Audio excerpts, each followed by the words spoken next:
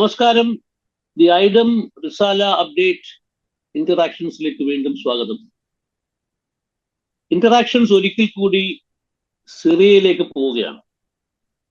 ഈ ഡിസംബർ 8 ലോക ചരിത്രത്തിൽ തന്നെ ഏറ്റവും നിർണായകമായ ഒരു സംഭവവികാസം എന്ന് പറയാവുന്ന വിധത്തിൽ 54 വർഷത്തെ ഒരു ഭരണ സംവിധാനത്തെ തകിടം മറിച്ചുകൊണ്ട് സിറിയയിൽ പുതിയ ശക്തികൾ അധികാരം പിടിച്ചെടുത്തിരിക്കുന്നു. അതിന്റെ രൂപഭാവങ്ങൾ എന്തായിരിക്കും എന്ന് നമുക്ക് അറിഞ്ഞുകൂടാ. ഇന്ററാക്ഷൻസ് ഈ വിഷയം പല തലങ്ങളിൽ ചർച്ച ചെയ്തിട്ടുണ്ട്. പക്ഷെ ഇന്ന് പശ്ചിമേഷ്യൻ കാര്യങ്ങളിൽ, പൊതുവിൽ സാർവദേശീയ വിഷയങ്ങളിൽ ഒക്കെ സവിശേഷമായ അവഗാഹമുള്ള ഒരു അന്താരാഷ്ട്ര സാമൂഹിക രാഷ്ട്രീയ നിരീക്ഷകനാണ് നമ്മോടൊപ്പം. എഴുത്തുകാരനും കോളമിസ്റ്റുമായ ഷാജഹാൻ മാടമ്പാട്. ഷാജഹാൻ, സ്വാഗതം ഇന്ററാക്ഷൻസിലേക്ക്. നമസ്കാരം. നമ്മൾ ഈ വിഷയം ഇത് പൊട്ടിപ്പുറപ്പെട്ട ദിവസം മുതൽ അനൗപചാരികമായി സൗഹൃദ സംഭാഷണങ്ങളിൽ പലപ്പോഴും സംസാരിച്ചിട്ടുണ്ട്. പക്ഷേ ഇതിപ്പോ നമ്മളൊരു റെക്കോർഡഡ് പ്രോഗ്രാമിൽ ഷാജഹാന്റെ ഈ വിഷയത്തിലുള്ള ഞാൻ പറയുകയാണെങ്കിൽ നിങ്ങളുടെ സുഹൃത്താണ്, പക്ഷെ ഇത് മുഖസ്തുതല്ലാതെ എനിക്കും നിങ്ങൾക്കും അറിയാം. ഈ നമ്മൾ രണ്ടുപേരും അറിയുന്ന ആൾക്കാർക്കൊക്കെ അറിയാം. നിങ്ങൾക്ക് ഈ വിഷയത്തിലുള്ള വലിയ അവഗാഹം, അതിന്റെ അടിസ്ഥാനത്തിൽ ഈ ഡിസംബർ 8 ശേഷം ഉണ്ടായിട്ടുള്ള സംഭവ വികാസങ്ങളെ ഷാജഹാൻ എങ്ങനെയാണ് നോക്കിക്കാണുന്നത്?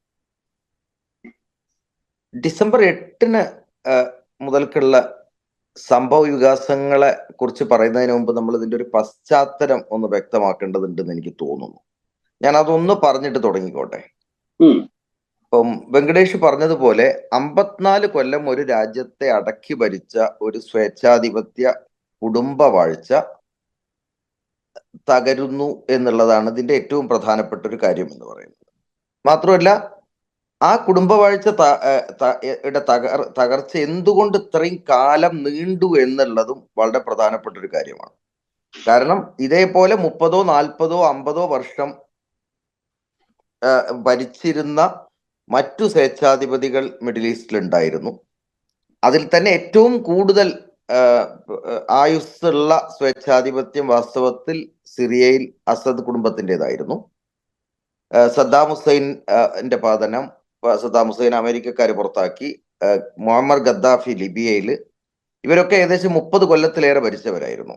അലി അബ്ദുള്ള സാലിഹ് യമനിൽ, പിന്നെ സൈനുൽ ആബിദീൻ ബിൻ അലി എന്ന് പറയുന്ന മറ്റൊരു സ്വേച്ഛാധിപതി ടുണീഷ്യയിൽ.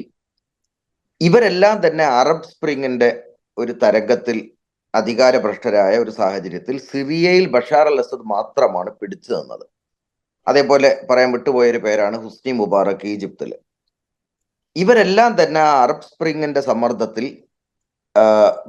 അധികാരഭ്രഷ്ടരായി. അതിന് അർത്ഥം അവിടെ വലിയ നല്ല മാറ്റങ്ങളൊന്നും ഈ രാജ്യങ്ങളിലൊന്നും വന്നു എന്നല്ല ഞാൻ പറയുന്നത്. പക്ഷെ എന്താണെങ്കിലും ഈ ദീർഘകാലത്തെ സ്വേച്ഛാധിപത്യങ്ങൾ വീണു. പക്ഷെ അപ്പോഴും ബഷാർ അൽ അസദ് പിടിച്ചു നിന്നത് അടിസ്ഥാനപരമായി പല കാരണങ്ങൾ കൊണ്ടാണ്. ഒന്ന്, ഇറാനും പിന്നീട് റഷ്യയും വളരെ ശക്തമായിട്ട് സൈനികമായിട്ട് തന്നെ ഇദ്ദേഹത്തിന് പിന്തുണ കൊടുത്തു എന്നുള്ളത് വളരെ പ്രധാനപ്പെട്ട ഒരു കാര്യമാണ്. പിന്നെ ഇദ്ദേഹത്തിനെതിരിൽ സിറിയയിൽ ആഭ്യന്തര യുദ്ധം തുടങ്ങി 2 കൊല്ലം 3 കൊല്ലത്തിനുള്ളിലാണ് ഐസിസിന്റെ ഖിലാഫത്ത് സ്ഥാപിതമാവുന്നത്. അപ്പം ഇറാഖിലെ മോസൽ മുതൽക്ക് സിറിയയിൽ റക്ക വരെ നീണ്ടു കിടക്കുന്ന ഏകദേശം ബ്രിട്ടനോളം വലിപ്പമുള്ള ഒരു പ്രവിശ്യ ഐസിസ് അധികാരം കീഴടക്കിയ ഒരു സാഹചര്യത്തിൽ സ്വാഭാവികമായിട്ട് ലോക ശ്രദ്ധ മുഴുവൻ അങ്ങോട്ട് തിരിഞ്ഞു. അങ്ങനത്തെ പല ഘടകങ്ങൾ കൊണ്ടാണ് പിന്നീട് ഈ സ്വേച്ഛാധിപത്യത്തിന്റെ ആയുസ് ഏകദേശം ഒരു 13 കൊല്ലം കൂടി നീട്ടിക്കിട്ടിയത്.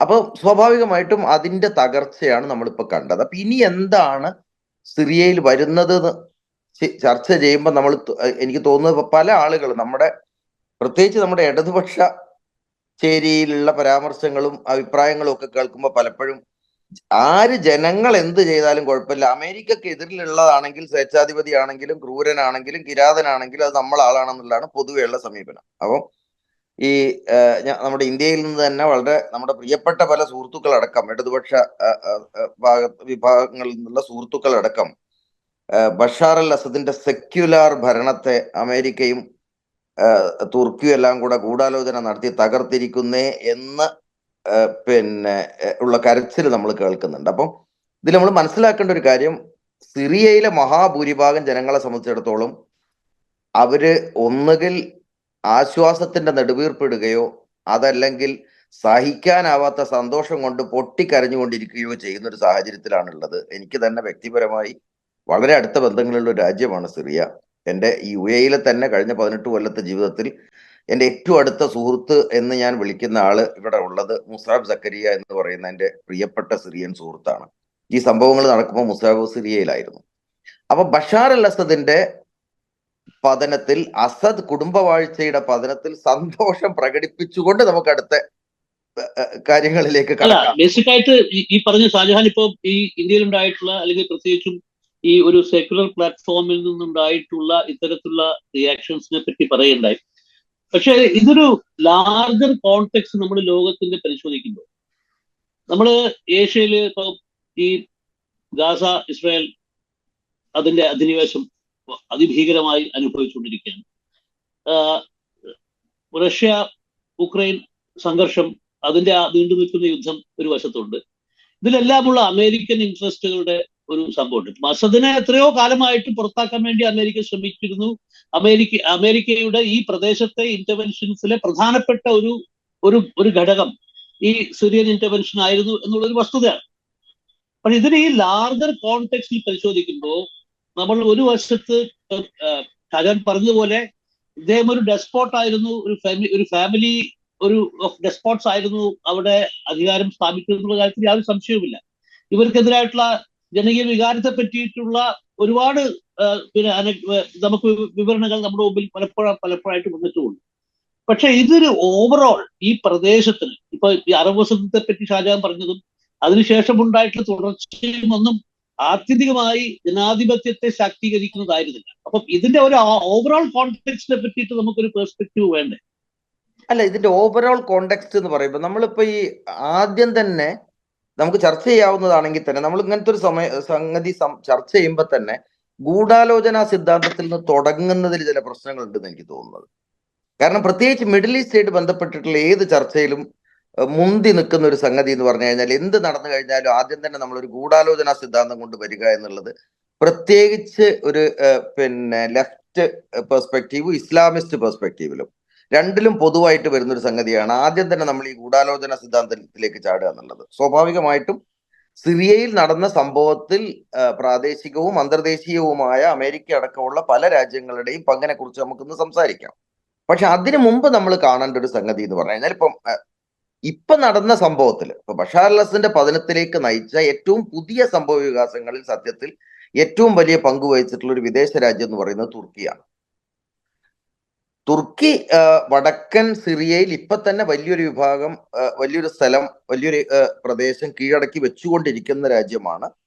മാത്രമല്ല ഇപ്പൊ വന്നിട്ടുള്ള ഈ ഹൈഅത്ത് തഹരീർ ഷാം HTS എന്ന് പറയുന്ന സംഘടനയായിട്ടാണെങ്കിലും ഫ്രീ സിറിയൻ ആർമി എന്ന് പറയുന്ന വിഭാഗമായിട്ടുമാണെങ്കിലും ഒക്കെ തന്നെ ടർക്കിക്കുള്ളത് എന്ന് പറഞ്ഞു കഴിഞ്ഞാൽ വളരെ അടുത്ത ബന്ധങ്ങളാണ്. മാത്രമല്ല അത് വെറും എന്താ പറയാ നയപരമായ ബന്ധങ്ങൾ മാത്രമല്ല, പ്രത്യയശാസ്ത്രപരമായി തുർക്കിയുടെ എർദോഗാന്റെ ഒരു ഇസ്ലാമിസ്റ്റ് കാഴ്ചപ്പാട് പങ്കിടുന്ന സംഘടനകൾ കൂടിയാണ് ഇതെല്ലാം. പക്ഷെ രണ്ടാണെങ്കിലും ഞാൻ പറഞ്ഞു വരുന്ന ഒരു സംഗതി എന്താണെന്ന് വെച്ച് കഴിഞ്ഞാൽ, ബഷാർ അൽ അസദിന്റെ സ്വേച്ഛാധിപത്യം തകർന്ന് വരാൻ പോകുന്നത് എന്ത് എന്നാലോചിക്കുമ്പം സിറിയയിൽ ഇക്കാലം വരെ സിറിയ ഇപ്പം ബഷാർ അൽ അസദിനെ പുറത്താക്കി അധികാരം പിടിച്ചെടുത്ത ആളുകളുടെ പരശതം പരശതം എന്ന് പറഞ്ഞുകൂടാ, ഡസൻ കണക്കിന് അഭിമുഖങ്ങളും പ്രസ്താവനകളും ഒക്കെ ഞാൻ അറബി ഭാഷയിൽ തന്നെ കേട്ടുകൊണ്ടിരിക്കുന്നുണ്ട് കഴിഞ്ഞ കുറെ ദിവസമായിട്ട്. ഏറ്റവും ശ്രദ്ധേയമായി എനിക്ക് തോന്നിയ ഒരു കാര്യം, ജനാധിപത്യം എന്ന വാക്ക് ഒരാള് പോലും പറയുന്നില്ല. സ്വേച്ഛാധിപത്യത്തെ നമ്മൾ തകർത്തു, ഇനി ഇവിടുത്തെ രാജ്യത്തെ ജനങ്ങൾ തീരുമാനിക്കും ആര് ഭരിക്കണം എന്ന്, ഇവിടെ ജനാധിപത്യം ഉണ്ടാവും, ജനങ്ങൾക്ക് അവരുടെ അങ്ങനത്തെ ഒരു സംസാരമോ ചർച്ചയോ നടക്കുന്നില്ല എന്നുള്ളതാണ് ഇനി വരാനുള്ളത് എന്തായിരിക്കും എന്നുള്ളതിന്റെ കൃത്യമായ സൂചനയായിട്ട് എനിക്ക് തോന്നുന്ന ഒരു കാര്യം. ഒന്ന്, അപ്പൊ ഞാൻ പറഞ്ഞതെന്ന് പറഞ്ഞാൽ ഇപ്പൊ ഇതിന് നേതൃത്വം കൊടുത്ത ഈ വിഭാഗത്തിൽ ഇതിന് നേതൃത്വം കൊടുത്ത ഈ HTS എന്ന് പറയുന്ന സംഘടനയുടെ പരമോന്നത നേതാവ് എന്ന് പറയുന്നത് അബു മുഹമ്മദ് അൽ ജൂലാനി എന്ന് പറയുന്ന കക്ഷിയാണ്. അഹമ്മദ് ഷെറ എന്നാണ് അയാളുടെ ശരിക്കുള്ള പേര്. ഇപ്പോഴാണ് അയാളുടെ ശരിക്കുള്ള പേര് ഉപയോഗിക്കാൻ തുടങ്ങിയത്. അത് ഉപയോഗിക്കാൻ തുടങ്ങിയെന്ന് പറഞ്ഞു കഴിഞ്ഞാൽ ഇപ്പൊ അന്താരാഷ്ട്ര തലത്തിലൊക്കെ ഈ അബു മുഹമ്മദ് അൽ ജൂലാനി എന്ന് പറയുന്ന ആളുടെ ചരിത്രത്തിൽ നിന്ന് രക്ഷപ്പെടാൻ ഉള്ള അയാളുടെ ശ്രമത്തിന്റെ ഭാഗം കൂടിയായിട്ടാണ് അയാൾ ഇപ്പൊ സ്വന്തം പേര് ആദ്യമായിട്ട് ഉപയോഗിക്കാൻ തുടങ്ങുന്നത്. ഇത് ഒരൊറ്റ വാചകത്തിൽ വിശദീകരിക്കാമോ? വിശദീകരിക്കാം. ഈ സ്വന്തം ചരിത്രത്തിൽ രക്ഷപ്പെടുക എന്ന് പറഞ്ഞാൽ എന്താ അബു മുഹമ്മദ് അൽ ജൂലാനി എന്ന് പറയുന്ന ആള് അൽ ഖായിദ, ഐസിസ് ഈ രണ്ട് വിഭാഗങ്ങളിലും നേതൃപരമായ പങ്ക് വഹിച്ച ഒരാളാണ്. മാത്രമല്ല ഐസിസിന് തീവ്രവാദമാണ്, ഐസിസിൻ്റെത് കുറച്ച് തീവ്രവാദമാണ് എന്ന് പറഞ്ഞ് പ്രതിഷേധിച്ചുകൊണ്ട് അൽ ഖായിദയിൽ ചേരുക മാത്രമല്ല അൽ ഖായിദയുടെ സിറിയൻ ബ്രാഞ്ച് രൂപീകരിച്ച മഹാനാണ് അദ്ദേഹം. അതായത് ഇപ്പം ബജ്റംഗ് ദൾ തീവ്രവാദികളാണെന്ന് പറഞ്ഞ് VHP പോയി ചേരുന്നത് പോലത്തെ ഒരു സാധനമാണ്. അപ്പം അത് കഴിഞ്ഞിട്ട് ഇദ്ദേഹം കഴിഞ്ഞ ഒരു 5-6 കൊല്ലമായിട്ട് ഇയാൾ ശ്രമിച്ചുകൊണ്ടിരിക്കണം എന്താന്ന് വെച്ച് കഴിഞ്ഞാൽ, ഞാൻ പക്ഷെ അൽ ഖായിദയും ഐസിസും ഒന്നും പോലുള്ളതല്ല, ഞാൻ കുറച്ചും കൂടെ മിതവാദിയാണെന്ന് തെളിയിക്കാൻ ശ്രമിച്ചുകൊണ്ടിരിക്കുന്നുണ്ട്. പക്ഷെ പ്രായോഗിക തലത്തിൽ ഇദ്ദേഹം പറഞ്ഞതും ചെയ്തതുമായ ഒരു കാര്യവും അതിനെ സാധൂകരിക്കുന്നില്ല. അപ്പൊ ഞാൻ ഉദാഹരണങ്ങൾ പറയാം. താലിബാൻ വീണ്ടും അഫ്ഗാനിസ്ഥാനിൽ അധികാരത്തിൽ വന്നപ്പം അങ്ങേയറ്റം ആവേശോജ്വലമായി താലിബാനെ സ്വാഗതം ചെയ്തുകൊണ്ട് അഫ്ഗാനിസ്ഥാനിൽ ഇസ്ലാം വിജയിക്കുന്നു എന്ന് പറഞ്ഞ് ഭയങ്കരമായിട്ട് പ്രസ്താവന ഇറക്കിയ ആളാണ് അബു മുഹമ്മദ് അൽ ജൂലാനി. അതേപോലെ ഇദ്ദേഹം ഇദ്ലിബിൽ ചെയ്തുകൊണ്ടിരുന്നത്, ഇദ്ലിബ് പ്രോവിൻസിലാണ്, സിറിയയുടെ ഇദ്ലിബ് പ്രവിശ്യയിലാണ് കഴിഞ്ഞ കുറെ വർഷങ്ങളായിട്ട് HTSന്റെയും അബു മുഹമ്മദ് അൽ ജൂലാനിയുടെയും നേതൃത്വത്തിലുള്ള ഭരണം നടന്നുകൊണ്ടിരുന്നത്. അവിടെ സിറിയൻ ഗവൺമെന്റിന് യാതൊരു നിലക്കുള്ള അധികാരം ഉണ്ടായിരുന്നില്ല, അവർക്ക് ആ ഭാഗത്തേക്ക് അടുക്കാനേ പറ്റില്ലായിരുന്നു. അവിടെ അദ്ദേഹം ചെയ്തിരുന്നത് മൊത്തം സിറിയയിൽ 54 വർഷമായ അസദ് കുടുംബം എന്ത് ചെയ്യുന്നുവോ അതേ കാര്യമാണ്. എല്ലാ അഭിപ്രായ വ്യത്യാസങ്ങളോ ഇവരോട് യോജിക്കാതെ നിൽക്കുന്ന സകല വിഭാഗങ്ങളെയും പിടിച്ചകത്തിടുക, പീഡിപ്പിക്കുക, പിന്നെ സ്ത്രീകൾക്ക് ഒന്നും യാതൊരു നിലക്കുള്ള സ്വാതന്ത്ര്യം കൊടുക്കാത്ത വളരെ കർക്കശമായിട്ടുള്ള ഒരു ഇസ്ലാമിസ്റ്റ് മതമൗലികവാദ ഭരണമാണ് അദ്ദേഹം അവിടെ നടത്തിയിരുന്നത്. മാത്രമല്ല ഇദ്ദേഹത്തിന്റെ ഇപ്പൊ ഇവിടെ വന്നിട്ടുണ്ട്. ഇപ്പൊ ഈ അധികാരം പിടിച്ചെടുത്ത അദ്ദേഹം ആദ്യം ചരിത്ര പ്രസിദ്ധമായ ഡമാസ്കസിലെ ഉമയ്യഡ് പള്ളിയിൽ അദ്ദേഹം ഒരു പ്രസംഗം നടത്തുകയാണ്. അദ്ദേഹത്തിന്റെ വിജയ പ്രഭാഷണം എന്ന് പറയുന്നത് ഉമയ്യഡ് പള്ളിയിലാണ്. ആ പ്രഭാഷണത്തിന് വേണ്ടി സിറിയൻ സർക്കാരിന്റെ ഏതെങ്കിലും പ്രധാനപ്പെട്ട ഒരു സ്ഥലം തിരഞ്ഞെടുക്കുന്നതിന് പകരം ഉമയ്യഡ് പള്ളിയിൽ പോയിട്ട് ആ പ്രസംഗം നടത്തി എന്നുള്ളത് തന്നെ വളരെ പ്രതീകാത്മകമാണ്. എന്നിട്ട് ആ പ്രസംഗത്തിൽ അദ്ദേഹം പറയുന്നത് ഇത് ഇസ്ലാമിക് നേഷന്റെ, ഇസ്ലാമിക രാഷ്ട്രത്തിന്റെ വിജയമാണ് സംഭവിച്ചിരിക്കുന്നത് എന്നുള്ളതാണ്. നിങ്ങൾ ഓർക്കേണ്ട ഒരു കാര്യം, ഈ സിറിയ എന്ന് പറഞ്ഞ രാജ്യത്ത് 25% ക്രിസ്ത്യാനികളാണ്, 5-6% ദ്രൂസാണ്, അലവികൾ എന്ന് പറയുന്ന വിഭാഗം 10% ഉണ്ട്.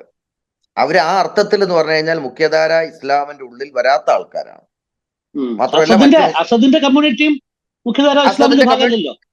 അല്ല, അതാണ് അലവികൾ എന്ന് പറയുന്നത്. അവർ പണ്ട് കാലത്ത് നുസൈരികൾ എന്നാണ് അറിയപ്പെട്ടിരുന്നത്. ഇപ്പൊ കഴിഞ്ഞൊരു 10-70 കൊല്ലമായിട്ടാണ് അവർ നമ്മൾ അലവികൾ എന്ന് വിളിക്കുന്നത്. അത് കുറച്ച് ഈ ദ്രൂസിനെ പോലെ തന്നെ ഒരു നിഗൂഢ സ്വഭാവത്തിലുള്ള ഒരു ഷിയ വിഭാഗമാണ്. അത് അവരുടെ വിശ്വാസങ്ങളും ഒക്കെ തന്നെ വളരെ രഹസ്യാത്മകമായിട്ട് വെക്കുന്ന ഒരു വിഭാഗമാണ്.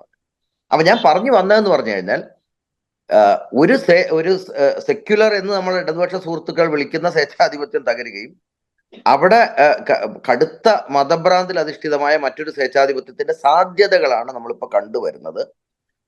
ഇതുവരെ ഈ വിഭാഗവും ഇപ്പം ഈ അബു മുഹമ്മദ് അൽ ജൂലാനിയാണ് ഇതിന്റെ പരമോന്നത നേതാവ്. ഇപ്പൊ താൽക്കാലിക പ്രധാനമന്ത്രിയായിട്ട് അവർ നിയോഗിച്ചിട്ടുള്ളത് മുഹമ്മദ് അൽ ബഷീർ എന്ന് പറയുന്ന ഇദ്ദേഹത്തിന്റെ ഒരു കങ്കാണിയാണ്. ഇദ്ദേഹത്തിന്റെ പണികളെല്ലാം തന്നെ, പ്രത്യേകിച്ച് ഈ ആൾക്കാർ ഉപദ്രവിക്കുന്ന പണികളടക്കം ഇദ്ലിബിൽ നിരന്തരം ചെയ്തുകൊണ്ടിരുന്ന ആളാണ് എഞ്ചിനീയർ കൂടിയായിട്ടുള്ള ഈ മുഹമ്മദ് അൽ അമീൻ എന്ന് പറയുന്ന കക്ഷി. അപ്പം ഇവർ ഇതുവരെ സിറിയൻ പൗരസമൂഹത്തിലെ മറ്റു വിഭാഗങ്ങളെ എന്തെങ്കിലും നിലക്ക് തീരുമാനങ്ങളിൽ ഉൾപ്പെടുത്താനോ അവർക്ക് അധികാര പങ്കാളിത്തം ഉറപ്പു നൽകുന്ന ഒരു നിലപാടും ഇതുവരെ പരസ്യമായിട്ട് പറഞ്ഞിട്ടില്ല. അതിനുള്ള നീക്കങ്ങളൊന്നും അവർ ചെയ്തിട്ടില്ല എന്നുള്ളതാണ് ആകപ്പാട് ഇവർ നിരന്തരം ചെയ്തുകൊണ്ടിരിക്കുന്നത്. ഇപ്പം ഇറാഖിലും ലിബിയയിലും ഒക്കെ ഇത്തരം മാറ്റങ്ങൾ ഉണ്ടായപ്പോൾ നമ്മൾ കണ്ടൊരു സംഗതി എന്ന് പറഞ്ഞു കഴിഞ്ഞാൽ, അതിക്രൂരമായ പ്രതികാരത്തിന്റെ ഒരു വൻ സംഗതി ഉണ്ടായി. അതായത് അതുവരെ ജനങ്ങളെ പീഡിപ്പിച്ചിരുന്ന ആളുകളെയും ആ ആളുകൾ ഉൾപ്പെടുന്ന സമുദായങ്ങളെയൊക്കെ വേട്ടയാടുകയും കൊല്ലുകയും ഒക്കെ ചെയ്യുന്ന ഭീകരമായ ക്രൂരതയുടെ ഒരു ക്രൂരമായ പ്രതികാരത്തിന്റെ ഒരു സംഗതി ഉണ്ടായി. സിറിയയിൽ ഭാഗ്യവശാൽ അതും ഉണ്ടായിട്ടില്ല എന്നുള്ളത് വളരെ പോസിറ്റീവാണ്. അതായത് ഈ പഴയ പിന്നെ സ്വേച്ഛാധിപത്യവുമായി ബന്ധമുണ്ടായിരുന്ന ആളുകളെ അമിതമായി വേട്ടയാടുകയോ ഉപദ്രവിക്കുകയോ അവരെ വീടുകൾ തകർക്കുകയോ ഒന്നും ചെയ്യുന്ന സംഗതികൾ അപൂർവമായിട്ടുണ്ട് ലദാക്കിയയിൽ. ഇത് ഇപ്പോഴും ഏർലി ഡേയ്സ് അല്ലേ ഇപ്പോഴും ബേസിക്കായിട്ട്. സാധാരണഗതിയിൽ അങ്ങനത്തെ സംഗതികൾ എപ്പോഴും സംഭവിക്കുക ആദ്യത്തെ ആഴ്ചയാണ്. ആ ആവേശത്തിന്റെ കൊടുമുടിയിലാണ് ശരിക്കും എന്ന് പറഞ്ഞു കഴിഞ്ഞാൽ ഈ ജനക്കൂട്ടങ്ങൾ ഇളകി വശായി ഇതുവരെ ഉപദ്രവിച്ചിരുന്ന ആളുകളെ വീടുകൾ തകർക്കുക അല്ലെങ്കിൽ അവരുടെ സമുദായങ്ങളെ ആക്രമിക്കുക എന്നൊക്കെ പറഞ്ഞ സാധനങ്ങൾ അത് ഇതുവരെ നടന്നിട്ടില്ല എന്നുള്ളത് പോസിറ്റീവായിട്ടുള്ള ഒരു കാര്യമാണ്. പിന്നെ ന്യൂനപക്ഷങ്ങൾക്കെല്ലാം സംരക്ഷണം ഉറപ്പു നൽകുന്നുണ്ട് അബു മുഹമ്മദ് അൽ ജൂലാനിയും അദ്ദേഹത്തിന്റെ ആൾക്കാരും. പക്ഷെ പങ്കാളിത്തം ഉറപ്പ് നൽകുന്നില്ല എന്നുള്ളതാണ് ഇതിന്റെ ഇപ്പോഴുള്ള ഒരു സംഗതി എന്ന് പറയുന്നത്. അത് മാത്രമല്ല, അതോടൊപ്പം നമ്മൾ കാണേണ്ട ഇപ്പൊ നടന്നുകൊണ്ടിരിക്കുന്ന കാര്യങ്ങൾ എന്ന് പറഞ്ഞു കഴിഞ്ഞാൽ തുർക്കിക്കാണ് ഈ വിഭാഗങ്ങളുടെ മേൽ, ഇപ്പൊ HTSന്റെ ആണെങ്കിലും ഫ്രീ സിറിയൻ ആർമിയുടെ മേലും ഒക്കെ ഏറ്റവും അധികം സ്വാധീനമുള്ളത് തുർക്കിക്കാണ്. തുർക്കി ഈയിടെ സംബന്ധിച്ചിടത്തോളം സിറിയയിലുള്ള അവരുടെ താല്പര്യം എന്ന് പറഞ്ഞു കഴിഞ്ഞാൽ നോർത്തേൺ സിറിയയിൽ ഈ ഐസിസിനെ ഫൈറ്റ് ചെയ്യുന്നതിന്റെ ഭാഗമായിട്ട് അമേരിക്ക പിന്തുണക്കാൻ തുടങ്ങിയ ഒരു സാഹചര്യത്തിൽ ഈ സിറിയൻ ഡെമോക്രാറ്റിക് ഫോഴ്സസ് എന്ന് പറഞ്ഞിട്ടും പിന്നെ YPG എന്നൊക്കെ പറയുന്ന കുർദുകളുടെ സംഘടനകളുണ്ട്. അപ്പൊ ഈ കുർദുകളുടെ ഏകദേശം ഒരു സ്വയംഭരണ പ്രദേശം തന്നെയാണ് നോർത്തേൺ സിറിയയിൽ രൂപപ്പെട്ടത് കഴിഞ്ഞ കുറെ വർഷങ്ങളായിട്ട്. അപ്പൊ എങ്ങനെയെങ്കിലും കുർദുകൾ ഒതുക്കുക എന്നുള്ളതാണ് എർഡോഗാന്റെ ഏറ്റവും പ്രധാനപ്പെട്ട താല്പര്യം എന്ന് പറയുന്നത്. അപ്പം അതിന് അദ്ദേഹത്തിന് പൂർണ്ണമായ വാക്ക് കൊടുത്തത് കൊണ്ടാണ് ഈ വിഭാഗങ്ങൾക്ക് അദ്ദേഹം പിന്തുണക്കുന്നതും. അപ്പൊ ഇവർ ഞാൻ പറഞ്ഞു വരുന്ന എന്താന്ന് വെച്ച് കഴിഞ്ഞാൽ ഈ നിലക്ക് വീണ്ടും ഒരു പുതിയ സ്വഭാവത്തിലുള്ള ആഭ്യന്തര കലാപത്തിന്റെ സാധ്യതകളാണ് ഇതുവരെ നമുക്ക് മനസ്സിലാക്കാൻ പറ്റുന്നത്. മാത്രമല്ല അതിന്റെ കൂട്ടത്തിൽ ഒരുപാട് കാര്യങ്ങൾ ഒരേ സമയത്ത് സംഭവിച്ചു കൊണ്ടിരിക്കുന്നുണ്ട് സിറിയയിൽ. ഒന്ന്, ഇസ്രായേലി ഡിഫൻസ് ഫോഴ്സസ് അതിന്റെ ചരിത്രത്തിൽ ഏറ്റവും കൂടുതൽ ആക്രമണം നടത്തിയത് കഴിഞ്ഞ ഏതാനും ദിവസങ്ങളിൽ സിറിയയിലാണ്. 500ഓളം മിസൈലുകൾ ബോംബുകളൊക്കെയാണ് അവർ ഇട്ടിട്ടുള്ളത്. പിന്നെ സിറിയയുടെ ആയുധ ശേഖരത്തിന്റെ 90% അവർ മിസൈലുകൾ അടക്കം എല്ലാം തകർത്ത് കഴിഞ്ഞു എന്നാണ് പറയുന്നത്. അല്ല, അപ്രൈസിംഗിന്റെ ഫാക്ടർ ആണ് എന്ന് വേണമെങ്കിൽ പറയാം, അല്ലെങ്കിൽ അല്ല എന്നും പറയാം. കാരണം അങ്ങനെയാണെങ്കിൽ എന്തുകൊണ്ടാണ് സിറിയ ഇതുവരെ അത് ചെയ്യാതിരുന്നത്? ഇപ്പൊ സിറിയ ചെയ്തത് എന്താണ്? ജൂലാൻ കുന്നുകളുടെ അപ്പുറത്ത് ഡീമിലിറ്ററൈസ്ഡ് ബഫർ സോൺ എന്നറിയപ്പെട്ടിരുന്ന പ്രദേശത്തേക്ക്, അത് UN-ന്റെ കൺട്രോളിൽ ഉണ്ടായിരുന്നതാണ്, അവിടേക്ക് ഇപ്പൊ സിറിയൻ ആർമി കടന്നു കയറി. എന്നിട്ട് അവര് അവിടുന്ന് മൗണ്ട് ഹെർമോൺ എന്ന് പറയുന്ന ഹെർമോൺ പർവ്വതം എന്ന് പറയുന്ന ഒരു പർവ്വതത്തിൽ അവർ പൂർണ്ണമായിട്ട് പിടിച്ചെടുത്തിട്ടുണ്ട്. അതിന്റെ പ്രാധാന്യം എന്താ വെച്ചാല്, ഒരുപക്ഷെ ആ പ്രദേശത്തെ ഏറ്റവും വലിയ രണ്ടാമത്തെ കൊടുമുടിയാണ് ഈ മൗണ്ട് ഹെർമോണിൻ്റെത് സിറിയയിലുള്ളത്. അത്രയും ഉയർന്ന പ്രദേശം മുഴുവൻ ഇസ്രായേൽ പിടിച്ചടക്കിയിട്ടുണ്ട്. അതിന്റെ ഉദ്ദേശം ഇസ്രായേലിനെ സംബന്ധിച്ചിടത്തോളം എന്താന്ന് വെച്ച് കഴിഞ്ഞാൽ ലെബനോൻ, ഇസ്രായേൽ, സിറിയ ഈ 3 രാജ്യങ്ങളിലേക്കും ആ കുന്നിന്റെ മുകളിൽ ഇരുന്ന് കഴിഞ്ഞാൽ കാണാനും സർവൈലൻസ് ഡിവൈസസ് ഒക്കെ ഉപയോഗിക്കുകയാണെന്നുണ്ടെങ്കിൽ അവിടെ ഒക്കെ നടക്കുന്ന മുഴുവൻ കാര്യങ്ങളും അറിയാൻ പറ്റും. പിന്നെ ആ കുന്നിൽ നിന്ന് ഡമാസ്കസിലേക്കുള്ള ദൂരം 35 കിലോമീറ്റർ മാത്രമാണ്. അതായത് ഡമാസ്കസിന്റെ 35 കിലോമീറ്റർ അടുത്തുവരെ ഇസ്രായേലി സൈന്യം എത്തിക്കഴിഞ്ഞിട്ടുണ്ട്. ഇപ്പൊ ഇത് നമ്മൾ വാർത്തയിൽ അധികം കാണുന്നില്ല. കാരണം ഒരുപാട് കാര്യങ്ങൾ നടന്നുകൊണ്ടിരിക്കുന്നതിന്റെ ഇടയ്ക്ക് ചിലത് ശ്രദ്ധയിൽ എത്ര കവറേജിന്റെ അല്ല ഗ്ലോബൽ ആയിട്ടുള്ള ഒരു കവറേജിന് തന്നെ അതിൽ ഇതിൽ ഇൻകൺസിസ്റ്റൻസീസ്. ഉദാഹരണത്തിന് യൂറോപ്പിലും US-ലും ഒക്കെ വരുന്ന മിക്കവാറും മാധ്യമങ്ങളിൽ നമ്മൾ കാണുന്നത് ഒരു വൺ സൈഡഡ് പിക്ചറാണ്. നിങ്ങൾ പറഞ്ഞതുപോലെ ഇന്ത്യയിൽ ഒരു പ്രത്യേക സെക്ഷൻ നമ്മുടെ മെയിൻ സ്ട്രീം മീഡിയയിൽ തന്നെ ലിബറൽ സെക്യുലർ എന്നൊക്കെ പറയുന്ന ഒരു വിഭാഗത്തിൽ നിന്ന് കാണുന്ന കവറേജും വളരെ വൺ സൈഡഡ് ആയിട്ടുള്ള ഒരു കവറേജാണ്. അപ്പൊ ഇതിലിപ്പോ അതിന്റെ കൂട്ടത്തിലാണ് ഈ ലാർജർ ഫാക്ടേഴ്സ് ഒക്കെ ഇങ്ങനെ മിസ്സായി പോകുന്നത്. എനിക്ക് തോന്നുന്നത് ഇതിനൊപ്പം കാണേണ്ട ഒരു വേറെ സാധനം, ഇതിപ്പോ നമ്മൾ കഴിഞ്ഞ കുറച്ച് ദശാബ്ദങ്ങളായി കണ്ടുകൊണ്ടിരിക്കുന്നത് വെച്ചാല് ഈ ഇസ്ലാമിസ്റ്റ് പോളിറ്റിക്സിൽ പലതരത്തിലുള്ള ഷെയ്ഡ്സ് ഡെവലപ്പ് ചെയ്ത്, എർദോഗാൻ റെപ്രസെന്റ് ചെയ്തൊരു ഷെയ്ഡുണ്ട്, ISS റെപ്രസെന്റ് ചെയ്തൊരു ഷെയ്ഡുണ്ട്, അൽ-ഖൈദ റെപ്രസെന്റ് ചെയ്തൊരു ഷെയ്ഡ് ഉണ്ടായിരുന്നു. അപ്പൊ ഈ തരത്തിലുള്ള പല ഷെയ്ഡ്സും ഇസ്ലാമിസ്റ്റ് പോളിറ്റിക്സിൽ ഇതിൽ ഏതൊക്കെ ഒരു വിഭാഗത്തിന് മേൽക്കൈ കിട്ടുന്നതായിട്ട് ഈ സംഭവങ്ങൾ കാണിക്കുന്നു. അല്ല, ഈ അറബ് സ്പ്രിങ്ങിന് ശേഷം ഉണ്ടായിട്ടുള്ള ഒരു സംഗതി എന്ന് പറഞ്ഞു കഴിഞ്ഞാൽ ഇസ്ലാമിസ്റ്റ് രാഷ്ട്രീയത്തിന് ഈ ഹിംസാത്മക ഇസ്ലാമിസ്റ്റ് രാഷ്ട്രീയത്തിന്റെ സ്പേസ് വർദ്ധിക്കുകയും അത്ര വലിയ ഹിംസയിലേക്ക് പോകാതെ പൊതു രാഷ്ട്രീയത്തിന് ഇടപെട്ടുകൊണ്ട് പ്രവർത്തിച്ചിരുന്ന ഇസ്ലാമിസ്റ്റ് സംഘടനകളുടെ ശക്തിയും ബലവും പ്രസക്തിയും കുറയുകയും ചെയ്തു എന്നുള്ളതാണ് ഒരു വളരെ വിരോധാഭാസം എന്ന് പറയാവുന്ന നിലക്ക് കഴിഞ്ഞ 10 കൊല്ലത്തിനുള്ളിൽ സംഭവിച്ചൊരു സംഗതി. ഇപ്പൊ ഒരു ഉദാഹരണം പറഞ്ഞു കഴിഞ്ഞാൽ, ഈജിപ്തിൽ മുസ്ലിം ബ്രദർഹുഡിന്റെ ഭരണം വരുന്നു. 3 കൊല്ലത്തിനുള്ളിൽ തന്നെ അന്ന് പ്രസിഡന്റ് ആയിരുന്ന ആള് പിന്നെ തൂക്കി കൊല്ലാൻ വിധിക്കുന്ന ഒരു അവസ്ഥയാണല്ലോ നമ്മൾ കണ്ടത്. ടുണീഷ്യയിൽ നമ്മളിത് കാണുന്നു. അപ്പം ഈ ഇസ്ലാമിസ്റ്റ് വിഭാഗങ്ങൾക്കുള്ളിൽ തന്നെയുള്ള ഏറ്റവും എക്സ്ട്രീം ആയിട്ടുള്ള വിഭാഗങ്ങളാണ് കുറച്ചെങ്കിലും സർവൈവ് ചെയ്യുന്നതായിട്ട് നമ്മൾ കാണുന്നത്. ഇപ്പൊ അബു മുഹമ്മദ് അൽ ജൂലാനി അതിന്റെ ഒരു ഉദാഹരണമാണ്. പക്ഷെ ഈ ഷെയ്ഡ്സിനെ പറ്റി പറയുമ്പോൾ തന്നെ ഞാൻ വിശദമായിട്ട് വെങ്കടേഷ് ജോലി ചെയ്തിരുന്ന സമയത്ത് ഫ്രണ്ട് ലൈനിൽ വിശദമായിട്ട് ഈ വിഷയത്തിൽ ഒരു ലേഖനം എഴുതിയിരുന്നതാണ്, ഇസ്ലാമിസവും ഡെമോക്രസിയും എന്നുള്ളതിനെ കുറിച്ച്. ഈ യൂറോപ്പിൽ ക്രിസ്ത്യൻ ഡെമോക്രാറ്റ്സ് പോലെ ഉള്ളൊരു രാഷ്ട്രീയ ശക്തിയായിട്ട് ഇസ്ലാമിസ്റ്റുകൾ ഇവിടെ മാറുന്നൊക്കെ ആഗ്രഹിച്ച ഒരുപാട് ചിന്തകരും പിന്നെ രാഷ്ട്രീയ നിരീക്ഷകരും ഒക്കെ ഉണ്ടായിരുന്നു. ഇത് പാശ്ചാത്യ ലോകത്തും ഉണ്ടായിരുന്നു, അറബ് ലോകത്തും ഉണ്ടായിരുന്നു. ഇവർക്ക് ഒരു രാഷ്ട്രീയ പങ്കാളിത്തം കൊടുക്കുന്നതോട് കൂടിയിട്ട് അവർ കൂടുതൽ മോഡറേഷനിലേക്ക് വരുന്നു. അവര് പിന്നെ ക്രിസ്ത്യൻ ഡെമോക്രാറ്റുകൾ പോലുള്ള ഒരു ഫോഴ്സ് ആയിട്ട് മാറുന്നൊക്കെ പ്രതീക്ഷിച്ചിരുന്നവരുണ്ടായിരുന്നു. ആ പ്രതീക്ഷ അസ്ഥാനത്താണ് അന്ന് മുതൽക്ക് ഇന്ന് വരെ വാദിച്ചുകൊണ്ടിരിക്കുന്ന ഒരാളാണ് ഞാൻ. കാരണം ഇതിന്റെ അടിസ്ഥാനപരമായി എന്ന് പറഞ്ഞു കഴിഞ്ഞാൽ ഇവരുടെ പ്രത്യയശാസ്ത്രത്തിന് ഒരു കാരണവശാലും തുല്യ പൗരത്വ സങ്കല്പം അംഗീകരിക്കാൻ പറ്റില്ല.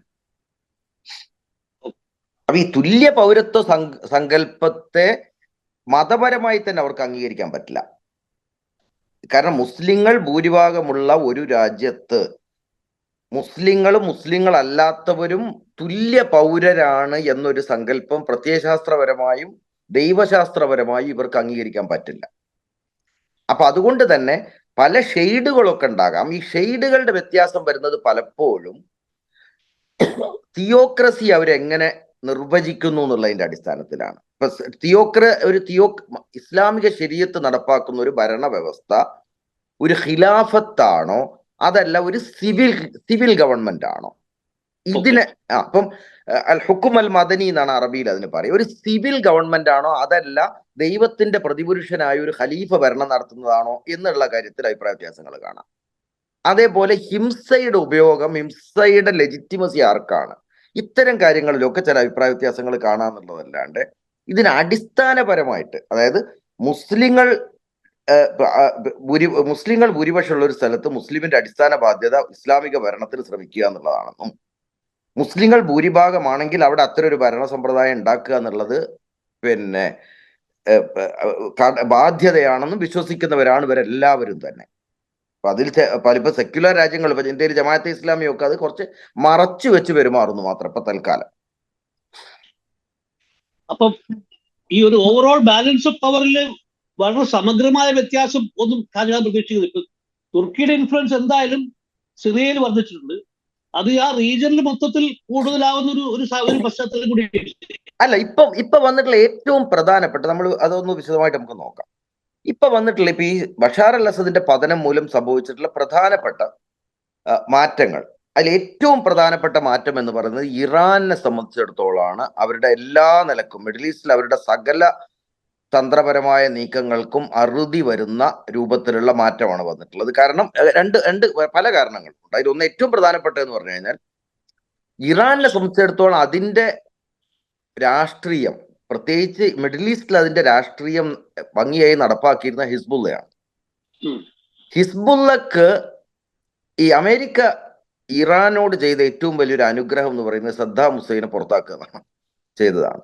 കാരണം സദ്ദാം ഹുസൈനെ 2003 സ്ഥാനഭ്രഷ്ടരാക്കി അവിടെ ഷിയ വിഭാഗങ്ങൾ അധികാരത്തിൽ വന്നതോടുകൂടിയിട്ട് ഇറാനിന് കിട്ടിയ, ഇറാനും ഇറാഖും തമ്മിലുള്ള സദ്ദാം ഹുസൈന്റെ കാലത്തെ ശത്രുതകൾ മൂലം ഇറാനിന് ഇറാഖ് വഴി ഒരു കളിയും കളിക്കാൻ പറ്റില്ല.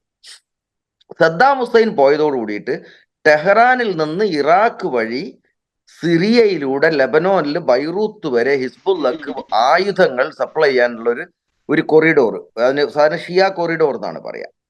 ആ ഷിയ കൊറിഡോർ തുറന്നു കിട്ടി എന്നുള്ളതാണ് സദ്ദാമിനെ സ്ഥാനഭ്രഷ്ടനാക്കുന്നതിലൂടെ ഇറാന് കിട്ടിയ ഗുണം. അപ്പൊ അത് പൂർണ്ണമായിട്ട് ഇപ്പൊ അടയുന്നു എന്നുള്ളതാണ്. അറ്റ്ലീസ്റ്റ് ഇനി വരാൻ പോകുന്നവർ ഇറാനുമായിട്ടുള്ള ഇതേപോലത്തെ ഒരു ബന്ധം വരാൻ സാധ്യതയില്ല. അപ്പം അതാണ് ഇതിൽ ഏറ്റവും പ്രധാനപ്പെട്ട. അപ്പൊ അങ്ങനെ വരുമ്പോൾ ഇപ്പൊ തന്നെ ഇസ്രായേലി ആക്രമണത്തിൽ അങ്ങേയറ്റം ക്ഷയിച്ചു കഴിഞ്ഞ ഹിസ്ബുള്ളയുടെ ഭാവി എന്താവും എന്നുള്ളത് വലിയൊരു ചോദ്യചിഹ്നമാണ്. ലോകത്ത് നിന്നുള്ള ഏറ്റവും വലിയ പ്രൈവറ്റ് മിലീഷ്യ ഹിസ്ബുള്ളയാണ്. അപ്പൊ അങ്ങനെ ഒരു സാധനത്തിന്റെ അതിന് പൊളിറ്റിക്സ് വേറെ ഒരുപാട് കാര്യങ്ങളുണ്ട്. ഹിസ്ബുള്ള ഇസ്രായേലിനെ പ്രതിരോധിക്കുന്നതിൽ വലിയ പങ്ക് വഹിച്ചിട്ടുള്ളതാണ്. ഹസൻ നസ്രുള്ള എന്ന് പറയുന്ന ഒരു മനുഷ്യനാണ് സത്യത്തിൽ ഇസ്രായേലിൽ ഒന്നോ രണ്ടോ വട്ടം തോൽപ്പിക്കാൻ മാത്രം ഉള്ള തന്റെ ഇടം കാണിച്ചിട്ടുള്ള ഒരു മനുഷ്യൻ. അതൊക്കെ വസ്തുതയാണ്. പക്ഷെ അപ്പൊ ഇതെന്താവും, ഹിസ്ബുള്ളയുടെ ഭാവി എന്താകും എന്നുള്ളത്. കാരണം ഇറാൻ വിരുദ്ധ ഒരു ഗവൺമെന്റ് ആണ് സിറിയയിൽ വരുന്നതെങ്കിൽ ഹിസ്ബുള്ളയെ സംബന്ധിച്ചിടത്തോളം വലിയ ചലഞ്ച് ആയിരിക്കും. കാരണം കടൽ വഴിയോ ആകാശം വഴിയോ ഇതൊന്നും കൊണ്ടുവരാൻ പറ്റില്ല. കാരണം ഇസ്രായേലിന്റെ സർവൈലൻസ് അത്രയും സ്ട്രോങ് ആണ് ആ റീജിയനിൽ. അപ്പം റോഡ് വഴി മാത്രമേ ഈ നിലക്കുള്ള ആയുധ സപ്ലൈ സംഗതികൾ നടക്കുള്ളൂ. അതാണ് ഒന്നാമത്തെ പ്രധാനപ്പെട്ട ഒരു സംഗതി. രണ്ടാമത്തേന്ന് പറഞ്ഞു കഴിഞ്ഞാൽ ആദ്യമായിട്ട് എർഡോഗാനെ സംബന്ധിച്ച്, തുർക്കിയെ സംബന്ധിച്ചിടത്തോളം കുർദുകളെ ടാർഗറ്റ് ചെയ്യാനുള്ള വളരെ സൗകര്യപ്രദമായ ഒരു സാഹചര്യം സംജാതമാകുന്നു. കാരണം ഈ കുർദുകൾ എന്ന് പറഞ്ഞത് 4 രാജ്യങ്ങളിലാണുള്ളത്. ഒന്ന് തുർക്കി, മറ്റൊന്ന് സിറിയ, മറ്റൊന്ന് ഇറാൻ, പിന്നൊന്ന് ഇറാഖ്. ഈ 4 സ്ഥലങ്ങളിലാണ് കുർദുകൾ ഉള്ളത്. അതിൽ ഇറാഖിൽ അവർ ഏകദേശം ഒരു പ്രബല കക്ഷിയാണ്. സദ്ദാം ഹുസൈൻ അവർ ഭീകരമായിട്ട് ഉപദ്രവിച്ചിട്ടൊക്കെ ഉണ്ട്. പക്ഷെ ഇപ്പൊ പ്രത്യേകിച്ച് ഇർബിയിൽ കേന്ദ്രമാക്കി അവരുടെ ഒരു രാഷ്ട്രീയ സ്വാധീനം എന്ന് പറയുന്നത് വളരെ വലുതാണ് ഇറാഖിൽ. പിന്നെ സിറിയയിലാണ്. സിറിയയിലെ എണ്ണം അത്ര കൂടുതലല്ല. ഏറ്റവും കൂടുതൽ കുർദുകൾ ഉള്ളത് സത്യത്തിൽ ഇറാഖിലും തുർക്കിയിലുമാണ്. തുർക്കിയിൽ ഏകദേശം 30 മില്യണോളമാണ് കുർദുകളുടെ എണ്ണം എന്ന് പറയുന്നത്.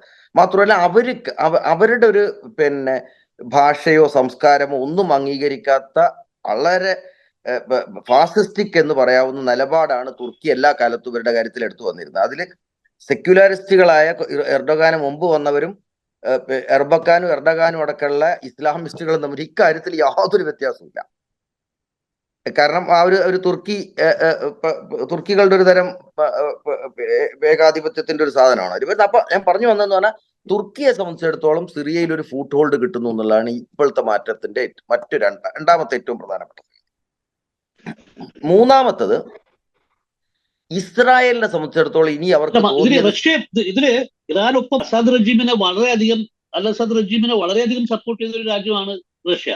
ഞാൻ അതിലേക്ക് വരാം. ഈ പോയിന്റിൽ ഞാൻ റഷ്യയിലേക്കാണ് വരുന്നത്. പക്ഷെ തുടങ്ങുന്ന റഷ്യയിൽ നല്ലതെന്ന് മാത്രം. അപ്പം ഇസ്രായേലിനെ സംബന്ധിച്ചിടത്തോളം അവർക്ക് സിറിയയിൽ ചെയ്യാൻ തോന്നിയതെല്ലാം ചെയ്യാവുന്ന ഒരു സാഹചര്യമാണ് ഇപ്പൊ കൈവന്നിരിക്കുന്നത്.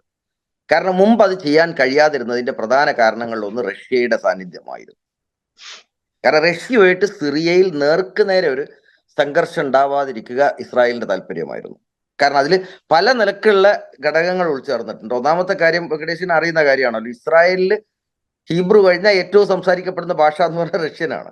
അപ്പൊ ആ നിലക്കുള്ള വളരെ വലിയ ബന്ധങ്ങളുണ്ട് അതിൽ. അപ്പൊ ഇസ്രായേലിനെ സംബന്ധിച്ചിടത്തോളം ഇപ്പൊ ഇസ്രായേൽ ഇത്രയും ശക്തമായിട്ട് ഡമാസ്കസിന്റെ അടുത്ത് വരെ എത്തി എന്ന് പറയുമ്പോൾ അവർക്ക് ഇനി ഒരു റഷ്യൻ പണിയിറക്ക് പിന്നിലോ നേർക്കുനേരെയോ ഉള്ള ഒരു റഷ്യൻ ഇടപെടലിനെ കുറിച്ച് പേടിക്കേണ്ടതില്ല എന്നുള്ളതാണ്. അപ്പൊ റഷ്യയുടെ കാര്യത്തിൽ സംഭവിച്ചത്, റഷ്യ സത്യം പറഞ്ഞു കഴിഞ്ഞാൽ ഈ ബഷാർ അൽ അസദിന്റെ അധികാരത്തെ പിടിച്ചു നിർത്തിയത് റഷ്യ തന്നെയായിരുന്നു. അത് അമേരിക്കയുടെ പരാജയവുമായിരുന്നു. പക്ഷെ ഇന്നത്തെ ഒരു സാഹചര്യത്തിൽ ഇറാൻ ആണെങ്കിലും റഷ്യ ആണെങ്കിലും ബഷാർ അൽ അസദിനെ രക്ഷിക്കാൻ വേണ്ടിയിട്ട് സൈന്യത്തെ അയക്കാനോ അതിനു വേണ്ടിയിട്ട് ഇടപെടാനോ പറ്റുന്ന സാഹചര്യത്തിലല്ല. കാരണം അവര് തന്നെ വലിയ വെല്ലുവിളികൾ നേരിട്ട് കൊണ്ടിരിക്കുന്നു. മാത്രമല്ല യുക്രൈനിൽ നിന്നുള്ള ആക്രമണത്തിന്റെ ശക്തി കഴിഞ്ഞൊരു വർഷമായി കൂടി വരുന്നതിനനുസരിച്ചിട്ട് റഷ്യയുടെ സിറിയയിലുള്ള സാന്നിധ്യവും ഇടപെടലും കുറഞ്ഞു വരുന്നുണ്ടായിരുന്നു. മാത്രമല്ല ഇപ്പൊ ഇന്നലെ പുറത്തു വരുന്ന വാർത്തകൾ റഷ്യയുടെ സൈനികരാണെങ്കിലും നേവൽ അസറ്റ്സ് ഒക്കെ തന്നെ പതുക്കെ അവിടുന്ന് പോകാൻ തുടങ്ങിയിട്ടുണ്ട് എന്നുള്ളതാണ് ഇന്നലെ വരുന്ന വാർത്ത. അതേ സമയത്ത് ഇപ്പൊ അബു മുഹമ്മദ് അൽ ജൂലാനി റഷ്യക്കാരോട് പറഞ്ഞത്, റഷ്യക്ക് ഇവിടെ 2 സംഭവങ്ങളാണ്, ഒരു മിലിറ്ററി ബേസും ഉണ്ട്, ഒരു നേവൽ ബേസും ഉണ്ട്. അപ്പം അവരോട് ഇയാൾ പറഞ്ഞത് എന്താന്ന് വെച്ച് കഴിഞ്ഞാൽ, നിങ്ങളുടെ ഈ ബേസ് ഒന്നും എടുത്തു കളയേണ്ട യാതൊരു കാര്യമില്ല, നിങ്ങളിവിടെ തുടരാം, സ്വാഗതം, പക്ഷെ ഞങ്ങളെ ഉപദ്രവിക്കാൻ വരരുത് എന്നുള്ളതാണ്. അപ്പം ബേസിക് ആയിട്ട് റഷ്യ ഇസ് ആക്ച്വലി ഒരു അഫ്ഗാനിസ്ഥാനിലെ ഒരു മൈനർ ലെവലിലേക്കാണ് ഇപ്പം സിറിയയിൽ സംഭവിച്ചത്. അഫ്ഗാനിസ്ഥാനിൽ സംഭവിച്ച പോലെ അവിടെ നിന്ന് കംപ്ലീറ്റ് ആയിട്ട് കെട്ടി പോണ്ടി വന്നു. സിറിയയിലും ഏതാണ്ട് അങ്ങനെ ഒരു മിനിയേച്ചർ അതിന്റെ ഒരു സിറ്റുവേഷനിലേക്കാണ്. അല്ല, ഏതാണ്ടല്ല, അത് പൂർണ്ണമായിട്ട് തന്നെ. കാരണം എന്താന്ന് വെച്ച് കഴിഞ്ഞാൽ ബഷാർ അൽ അസദിന് അഭയം കൊടുക്കാൻ തീരുമാനിക്കുന്നത് വഴി ഇനി സിറിയയിൽ വരാൻ പോകുന്ന സർക്കാരുമായിട്ട് ശത്രുതയുടെ ഒരു നയമായിരിക്കും ഞങ്ങൾക്ക് ഉണ്ടാവുക എന്നാണല്ലോ റഷ്യ പറയുന്നത്, അല്ലേ? അപ്പൊ സ്വാഭാവികമായിട്ടും ഒരു അന്തർദേശീയ തലത്തിലൊക്കെ നയതന്ത്രപരമായ നീക്കങ്ങളൊക്കെ ഉണ്ടാകാം, ബന്ധങ്ങളൊക്കെ തുടരാമെങ്കിൽ പോലും റഷ്യയുമായി ഇനി വരാൻ പോകുന്ന സിറിയൻ സർക്കാരിന് ഉണ്ടാകാൻ പോകുന്നത് ശത്രുതാപരമായിട്ടുള്ള ബന്ധം തന്നെ ആയിരിക്കും. അപ്പൊ അതോടൊപ്പം നമ്മൾ പറയേണ്ടത് അമേരിക്കയുടെ താല്പര്യങ്ങൾ. അമേരിക്കയുടെ താല്പര്യങ്ങൾ എന്ന് പറയുന്നത് സിറിയയിൽ ഇതുവരെ അമേരിക്കയുടെ തന്നെ കൺട്രോളിലുള്ള കുറച്ച് സ്ഥലങ്ങളുണ്ട്. പിന്നെ ഈ കുർദിഷ് വിഭാഗങ്ങളുമായിട്ട് പിന്നെ അമേരിക്കക്ക് അടുത്ത ബന്ധമാണ്. അമേരിക്കയാണ് ഇപ്പൊ ഈ സിറിയൻ ഡെമോക്രാറ്റിക് ഫോഴ്സസ് എന്ന് പറയുന്ന വിഭാഗത്തിനെ പൂർണ്ണമായിട്ടും സ്പോൺസർ ചെയ്യുന്നതും പിന്തുണക്കുന്നതും. കാരണം അതിനൊരു കാരണം എന്ന് പറഞ്ഞാൽ ഈ ഐസിസിനെ തോൽപ്പിക്കാനുള്ള യുദ്ധത്തിൽ ഏറ്റവും വലിയ പങ്ക് വഹിച്ച ഒരു കൂട്ടര് അവരായിരുന്നു. കുർദിഷ് പടയാളികളാണ് ഏറ്റവും കൂടുതൽ അക്കാര്യത്തിൽ പങ്കുവഹിച്ചിട്ടുള്ളത്. അപ്പൊ ഇതിന്റെ തമാശ എന്താന്ന് വെച്ച് കഴിഞ്ഞാൽ ഈ സിറിയൻ ഡെമോക്രാറ്റിക് ഫോഴ്സസ് എന്ന് പറയുന്ന കുർദിഷ് വിഭാഗം തുർക്കി ഭീകരവാദ സംഘടനയായിട്ടാണ് പ്രഖ്യാപിച്ചിട്ടുള്ളത്. ഇപ്പൊ സിറിയ ഭരിക്കാൻ പോകുന്ന പിന്നെ HTSനെ അമേരിക്കയും യൂറോപ്പും UN ഒക്കെ ഭീകരവാദികളായിട്ടാണ് പ്രഖ്യാപിച്ചിട്ടുള്ളത്.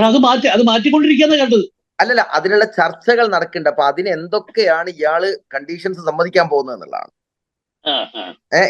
ഓക്കെ, നിന്നെ നാളെ മുതൽക്ക് ഞങ്ങൾ ഭീകരവാദി അല്ല എന്ന് ഞങ്ങൾ പ്രഖ്യാപിക്കാം, നിന്റെ തലക്ക് ഞങ്ങൾ പറഞ്ഞിട്ടുള്ള $10 മില്യൺ വിലയും ഞങ്ങൾ പിൻവലിക്കാം, പകരം എന്താണ് ഞങ്ങൾക്ക് കിട്ടുക എന്നുള്ളതാണ്. ഇതിന്റെ ഒരു ഓവറോൾ സിറ്റുവേഷൻ എടുത്ത് പരിശോധിക്കുമ്പോൾ, ഒരു ഗ്ലോബൽ ഒരു വേൾഡ് ഓർഡറിന്റെ ലെവലിൽ പരിശോധിക്കുമ്പോൾ, ഗ്ലോബൽ ബാലൻസ് ഓഫ് പവറിൽ പരിശോധിക്കുമ്പോൾ US ഇസ്രായേൽ ആക്സിസിന് കൃത്യമായ മേൽക്കൈ ഈ പ്രദേശത്ത് എല്ലായിടത്തും ഉണ്ട്. ഇപ്പൊ അഫ്ഗാനിസ്ഥാനിൽ താലിബാൻ US-ന്റെ റഷീമിനെ മാറ്റി അവിടെ ഒരു റെവല്യൂഷൻ നടത്തിയെങ്കിലും, അവരുടെ ഇസ്ലാമിക് റെവല്യൂഷൻ നടത്തിയെങ്കിലും ആ തരത്തിലുള്ള ഡിഫറൻസസ് ഉണ്ടെങ്കിലും ഈ ഒരു ഗ്ലോബൽ ആക്സിസിൽ US ഇസ്രായേൽ ആധിപത്യം അല്ലെങ്കിൽ അതിന്റെ ഒരു വലിയ മേൽക്കോയ്മ ഉണ്ടെന്നും ഇവരിൽ ഈ ആക്സിസ് ഇപ്പൊ നമ്മൾ പറയുന്ന ഇസ്ലാമിസ്റ്റ് പൊളിറ്റിക്സിന്റെ വ്യത്യസ്തമായിട്ടുള്ള പല ഷെയ്ഡുകളുമായി ഏറെയും കുറഞ്ഞുമുള്ള ഒരു തരം ഉടമ്പടികൾ ഉണ്ടാവുകയും ചെയ്യും എന്നാണ് നമ്മൾ മനസ്സിലാക്കുന്നത്. അല്ല, തീർച്ചയായിട്ടും. കാരണം ഒരു കാര്യം എന്ന് പറഞ്ഞാൽ നമ്മൾ പറഞ്ഞ അൽഖായിദ അടക്കല്ലേ, ഇതിനെല്ലാം ആരാ നിർമ്മിച്ചത്? ഇപ്പൊ നമ്മൾ സിറിയയിലെ തന്നെ, സിറിയ എങ്ങനെ സ്വേച്ഛാധിപത്യത്തിലേക്ക് പോയത്? സിറിയ ഫ്രഞ്ച് ആധിപത്യത്തിൽ നിന്ന കാലഘട്ടത്തിൽ 943 945-ലോ 946-ലോ ആണ് ഫ്രഞ്ചുകാര് നിന്ന് സിറിയക്ക് സ്വാതന്ത്ര്യം കിട്ടുന്നത്. പക്ഷെ അതിനു മുമ്പ് തന്നെ 943-ല് സിറിയയിൽ സ്വതന്ത്ര തെരഞ്ഞെടുപ്പ് നടക്കുന്നുണ്ട്. ആണുങ്ങൾ മെയിൽ അഡൽട്ട് ഇതിന്റെ അടിസ്ഥാനത്തിൽ ആണുങ്ങൾക്ക് മൊത്തം അഡൽട്ട് ആയിട്ടുള്ള എല്ലാ ആണുങ്ങളും വോട്ട് ചെയ്യുന്ന തെരഞ്ഞെടുപ്പ് നടക്കുന്നുണ്ട്. ശുക്രി എന്ന് പറയുന്ന ആളെ പേരെനിക്ക് ഓർമ്മയില്ല, ശുക്രി സംതിങ് ആണ് പ്രസിഡന്റ് ആയിട്ട് വരുന്നത്. എന്നിട്ട് അയാളെ 948-ലോ 949-ലോ അമേരിക്കയുടെ നേതൃത്വത്തിൽ അയാളെ സ്ഥാനഭ്രഷ്ടനാക്കിയിട്ടാണ് ഈ സ്വേച്ഛാധിപത്യം എന്ന് പറഞ്ഞൊരു സംഗതി സിറിയയിൽ അവർ കൊണ്ടുവരുന്നത്. അപ്പം ആ കാലം മുതൽക്ക് തന്നെ വെങ്കടേഷ് പറഞ്ഞ കാര്യം വളരെ ശരിയാണ്. അമേരിക്കൻ ഇസ്രായേലി സ്വാധീനം 10 മടങ്ങ് വർദ്ധിക്കുന്ന ഒരു സാഹചര്യമാണ് വന്നുകൊണ്ടിരിക്കുന്നത്. പ്രത്യേകിച്ച് ഈ ഗാസയിലെ സംഭവം തുടങ്ങി ഇപ്പൊ ഈ അടുത്ത കാലത്ത് ഇസ്രായേൽ പിന്നെ ഹിസ്ബുള്ളയെ ആക്രമിക്കുന്നതാണെങ്കിലും മറ്റു സംഗതികളൊക്കെ ആണെങ്കിൽ തന്നെ ഇസ്രായേലിന്റെ സ്വാധീനം ശക്തിപ്പെട്ടു വരുന്നു. ഇസ്രായേലിന്റെ സ്വാധീനം ശക്തിപ്പെട്ടു വരിക എന്ന് പറഞ്ഞു കഴിഞ്ഞാൽ അമേരിക്കയുടെ സ്വാധീനം ശക്തിപ്പെട്ടു. ഇപ്പം ഡൊണാൾഡ് ട്രംപ് പ്രസിഡന്റ് ആവുമ്പോൾ എന്തൊക്കെയാണ് സംഭവിക്കുക എന്നുള്ളത് നമുക്കൊരു കൺവെൻഷണൽ പൊളിറ്റിക്കൽ ലോജിക്ക് വെച്ചിട്ട് ഒരു തലക്കും പ്രഡിക്റ്റ് ചെയ്യാൻ പറ്റില്ല.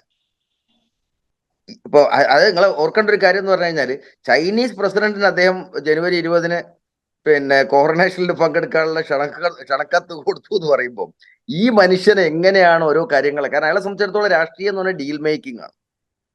അപ്പൊ അങ്ങനത്തെ ഒരാള് എങ്ങനെയൊക്കെയാണ് ഇതിൽ കാണാൻ പോകുന്നത് എന്നുള്ളത് നമുക്ക് പ്രഡിക്റ്റ് ചെയ്യാൻ പറ്റില്ല. പക്ഷെ തീർച്ചയായിട്ടും ഈ സിറിയയിൽ ബഷറിന്റെ പോക്കും സിറിയയിലെ ഇപ്പോഴത്തെ സാഹചര്യവും ഇറാൻ ആക്സിസ് ഓഫ് റെസിസ്റ്റൻസ്, പ്രതിരോധത്തിന്റെ അച്ചുതണ്ട് എന്ന് വിളിക്കുന്ന ചില കാര്യങ്ങളിൽ രാഷ്ട്രീയമായിട്ട് നമുക്കൊക്കെ തന്നെ യോജിപ്പുള്ളൊരു വിഭാഗം കൂടിയാണ് അത്. ഇസ്രായേലുമായിട്ട് ബന്ധപ്പെട്ട കാര്യങ്ങൾ വരുമ്പോൾ അത് തീർച്ചയായിട്ടും ക്ഷയിക്കും. അതിന്റെ പിന്നെ ഇതുവരെ ഉണ്ടായിരുന്ന സാധ്യതകൾ ഇല്ലാതാവും എന്നുള്ളത് നിസ്സംശയം പറയാവുന്ന ഒരു കാര്യമാണ്. ചുരുക്കി പറഞ്ഞാൽ നമ്മൾ നിൽക്കുന്ന ഈ മൊമെന്റ് ഇൻ ടൈം സത്യത്തിൽ ചരിത്രവേദിയായ ഒരു നിമിഷത്തിലാണ്, ഒരു മൊമെന്റിലാണ് നമ്മൾ നിൽക്കുന്നത്.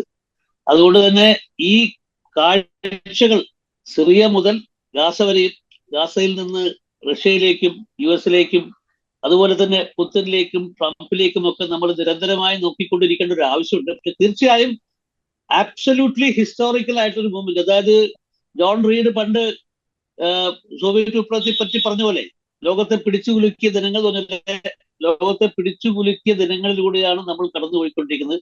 ഷാജഹാൻ, നിങ്ങളുടെ ഈ കാര്യത്തിലുള്ള വളരെ സൂക്ഷ്മമായ നിരീക്ഷണം നമ്മുടെ ഈ ഇന്ററാക്ഷൻസിൽ ഇനിയും തുടർന്നും അവതരിപ്പിക്കാൻ വലിയ താല്പര്യമുണ്ട്. എന്തായാലും ഇന്ന് ഇത്രയും നേരം സംസാരിച്ചതിന് വലിയ നന്ദി, സന്തോഷം.